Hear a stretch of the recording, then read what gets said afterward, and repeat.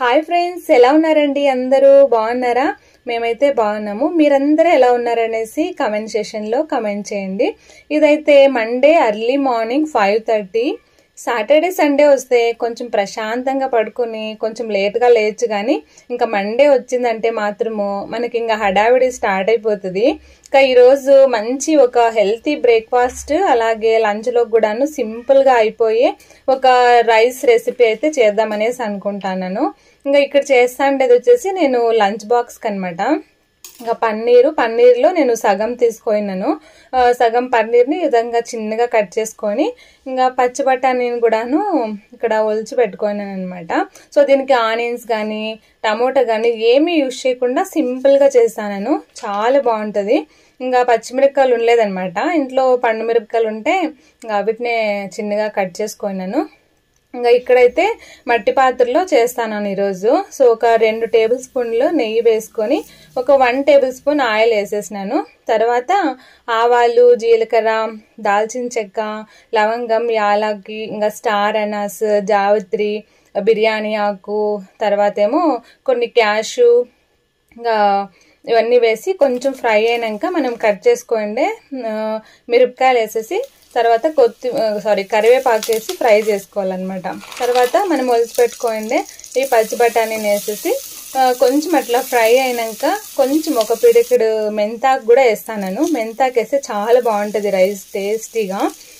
ఒక 1.5 spoon ginger garlic paste, కొంచెం కొత్తిమీర వేసేసి దీంట్లో ఉండే పచ్చివాసన పోయే వరకు కొంచెం వేయించుకొనేసి ఇంకా దీనికి రైస్ అయితే నేను ఇక్కడ 1 గ్లాస్ రైస్ తీసుకున్నాను. ఇవి normal rice, Sona Masuri rice. కావాలంటే బాస్మతి రైస్లో కూడా చేయొచ్చు, అది కూడా బాగుంటుంది. సో దీన్ని బాగా నీళ్ళలో కడిగేసుకొని ఇంకా రైస్ వేసేసుకుంటాను. 1 గ్లాస్ రైస్ తీసుకున్నాను కదండి. సో నేను దీనికి ఒక 2.5 గ్లాసు నీళ్ళు వేసుకుంటాను. ఎందుకంటే ఇది మట్టి పాత్రలో కొంచెం నీళ్ళు ఎక్కువే పడుతుంది అనమాట. మామూలుగా కుక్కర్లో చేసే వాళ్ళు అయితే 1 గ్లాసుకి 2 గ్లాసుల నీళ్ళు అయితే సరిపోతుంది. దీనికి టేస్ట్ తగినంత సాల్ట్ వేసేసి ఇంకా దీన్ని లో ఫ్లేమ్లో అన్నం ఉడికేకైతే పెట్టేసినాను. ఇంకా తర్వాత ఒక డీటాక్సింగ్ కూడా చేసేసుకుందాం అనేసి ఒక 1 టేబుల్ స్పూన్ సోంపు, ఇంకా ఇంట్లో పచ్చిపసుపు ఉన్నిందనమాట. సో అన్నిటి కూడా అదే వాడేస్తాను పచ్చిపసుపుని. ఎట్లా మనకి ఇప్పుడు చలికాలం కదా, ఇమ్యూనిటీ కూడా బూస్ట్ అవుతుంది కొంచెము అనేసి ఇంకా దాన్ని కొన్ని నీళ్ళు వేసేసి ఒక 2-3 నిమిషాలు అట్లా మరిగిచ్చేసినాక అయితే దాన్ని దింపేసినాను చల్లగా ఎగి. ఇంకా పన్నీర్ కట్ చేసిన పెట్టినాం కదండి. సో ఆ పన్నీర్ని అయితే ఇక్కడ ఫ్రై చేసుకుంటాను అనమాట. కొంచెం ఆయిల్, తర్వాత పెప్పర్ పొడి, కొంచెం కారం పొడి, సాల్ట్ వేసేసి జస్ట్ ఈ పన్నీర్ ముక్కల్ని ఫ్రై చేసుకుంటాను. మనం నార్మల్గా కూడా పలావ్లోకి వేసేయచ్చు, డైరెక్ట్గా వేసి చేసేయచ్చు. అయితే ఇట్లా చేస్తే చాలా బాగుంటుంది. అన్నము ఒక 80% ఉడికిన తర్వాత మనం ఫ్రై చేసుకున్నాం కదా పన్నీర్ ముక్కలు, ఆ పన్నీర్ ముక్కలు వేసేసి ఇంకా లో ఫ్లేమ్లో పెట్టేసినాను అనమాట. అది అయితా ఉంది. సో ఇక్కడైతే నేను బ్రేక్ఫాస్ట్కి రెడీ చేసుకుంటాను. ఇది వచ్చేసి ఈరోజు రాగి ఇడ్లీ చేస్తా ఉన్నాను. సో బ్యాటర్ని నేను రాత్రే చేసి పెట్టేసినాను అనమాట. ఈ రాగి ఇడ్లీకి ఒక 2 కప్పులు రాగులు, 1 కప్పు ఇడ్లీ రైస్, 1 కప్పు ఉద్దిబ్యాళ్ళు, ఒక 1 టేబుల్ స్పూన్ మెంతులు వేసేసి బాగా కలిపేసి నేను అన్నీ ఒకే దాంట్లోనే నానబెట్టేసినాను అనమాట. ఒక 2-3 సార్లు బాగా నీళ్ళలో కడుక్కోవాలా. దీంట్లో పొట్టంతా ఉంటుంది కదా, బాగా కడిగేసేసి నేను ఒక 8 అవర్స్ బాగా నానబెట్టేసినాను. సో 8 అవర్స్ అయినాక నేను రాత్రి దీన్ని మిక్సీ పట్టేసుకున్నాను అనమాట. మిక్సీ పట్టేసుకొని దీన్ని జస్ట్ బాగా, సోడా పొడి ఏం అవసరం లేదు, ఇంకా బాగా మిక్స్ చేసేసి నైట్ అంతా పెట్టేస్తే ఇంకా మార్నింగ్ కల్లా ఇడ్లీ బ్యాటర్ రెడీ అయిపోయి ఉంటుంది. సో దీనికైతే కొంచెం సాల్ట్ వేసేసుకొని బాగా మిక్స్ చేసేసుకునేది. మనకు కావాలంటే కొన్ని నీళ్ళు, అంటే దోశకు కానీ ఇంకా ఇడ్లీకి మనకి ఎలా కావాలో అట్లా కొంచెం నీళ్ళు వేసి మిక్స్ చేసుకోవాలన్నమాట. ఇంకా ఇడ్లీ పాత్రకైతే ఇంకా ప్లేట్లకి ఆయిల్ రాసేసి ఇదిగోండి ఇడ్లీకి అయితే పెట్టేసినాను. రాగి ఇడ్లీ చాలా టేస్టీగా ఉంటుంది, మంచి ఐరన్, కాల్షియం బాగుంటుంది అనమాట. పిల్లలు అయితే భలే లైక్ చేస్తారు, ఈజీగా కూడా అయిపోతుంది. ఇంకా అది ఇంకా ఇడ్లీలోకి అలాగే పన్నీర్ రైస్ చేస్తాను కదా, సో దాంట్లోకి చట్నీ అయితే కాంబినేషన్ బాగుంటుంది కదా అనేసి పల్లీ చట్నీ చేద్దామనేసి పల్లీలు అయితే ఫ్రై చేసి పెట్టినాను. ఇక్కడైతే అన్నం అయిపోయింది. సో దీన్ని ఇట్లా పక్కన పెట్టేసి ఇంకా ఇడ్లీకి పెట్టేసినాను అనమాట. ఇంకా ఒక పక్క ఈ పల్లీల్ని ఫ్రై చేసుకుంటూ ఇంకా డీటాక్స్ డ్రింక్ చల్లగా అయిపోతుంది కదా, ఇంకా దాన్ని తాగేస్తా ఉన్నాను. నేను లాస్ట్ వీడియోలో వెయిట్ లాస్ కి ఛాలెంజ్ స్టార్ట్ చేయాలనుకుంటున్నాను. మీరు ఎవరికైనా ఇంట్రెస్ట్ ఉంటే చెప్పండి, నేను షేర్ చేస్తాను అని చెప్పింటే చాలా మంది కామెంట్ చేశారు షేర్ చేయండి అనేసి. థ్యాంక్ యూ సో మచ్ అండి మీ అందరూ కామెంట్ చేసిన వాళ్ళందరికీ కూడాను. సో నేను తప్పకుండా షేర్ చేస్తాను. అయితే నా ఛాలెంజ్ ఈ వీక్ లో ఊరికి వెళ్తున్నాను అనమాట. సో ఊరు నుంచి వచ్చిన తర్వాత ఛాలెంజ్ స్టార్ట్ చేస్తాను. ఎందుకంటే ఏదైనా చేస్తే కంటిన్యూస్ గా ఉండాలి, అప్పుడే మనకి రిజల్ట్స్ కూడా తెలుస్తుంది. గ్యాప్ లేకుండా చేస్తే బాగుంటది కదా. ఇంకా ఊరికెళ్ళి వచ్చిన తర్వాత చేద్దాము అనేసి అనుకున్నాను. మీకు కూడా కన్ఫర్మ్ చేస్తాను ఎప్పటి నుంచి స్టార్ట్ చేస్తాను అనేసి.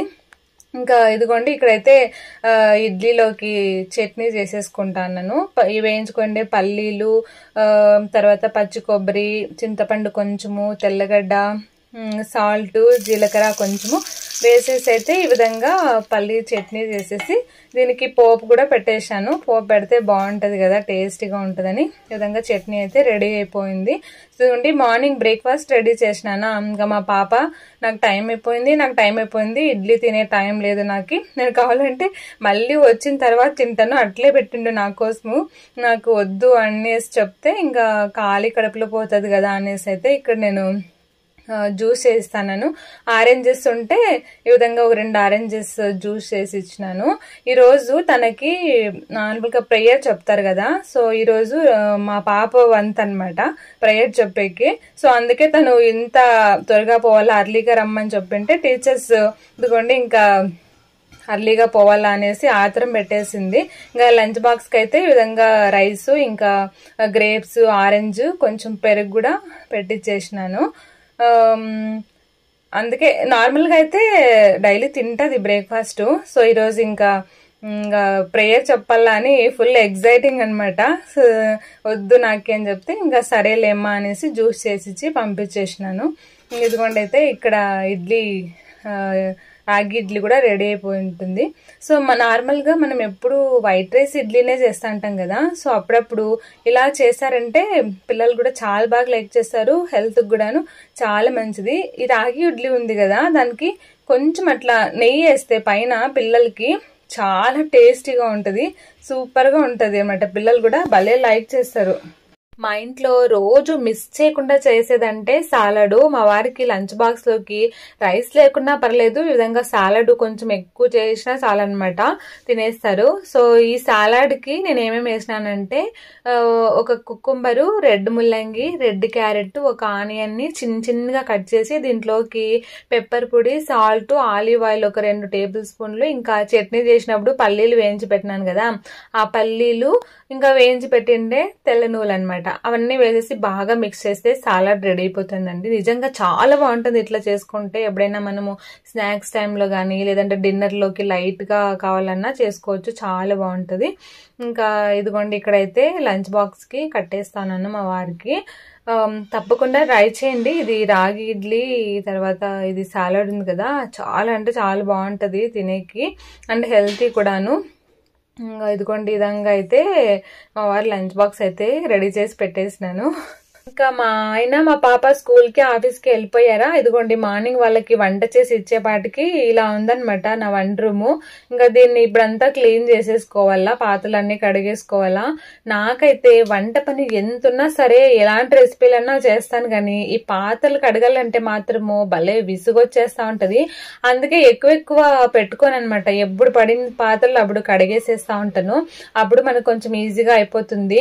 సో రోజు పాత్రలు కడగడము, వంట చేయడము ఇదే రొటీన్ ఉంటది. నార్మల్ గా అందరికి హౌస్ వైఫ్స్ అంటే చేయడము కడగడం ఇదే ఉంటది. సో హౌస్ వైఫ్స్ ఫ్రీగా ఉంటారు ఇంట్లో అంటారు కానీ ఎక్కడండి ఫ్రీ, ఇంట్లో చేయడమే సరిపోతా ఉంటది. నాకైతే ఈ హౌస్ వైఫ్ కంటే హ్యాపీగా జాబ్ చేసుకుంటేనే చాలా బాగుంటది అనిపిస్తుంది ఒక్కోసారి. ఇదండి ఈరోజు నా మార్నింగ్ రొటీన్ అయితే ఇలా ఉంది. సో ఐ హోప్ మీకు ఈ వీడియో నచ్చింది, హెల్ప్ఫుల్ అయింది అనేసి అనుకుంటాను. Thank you for watching. మరొక మంచి వీడియోతో రేపటి వీడియోలో మళ్ళీ కలుద్దాం. బాయ్.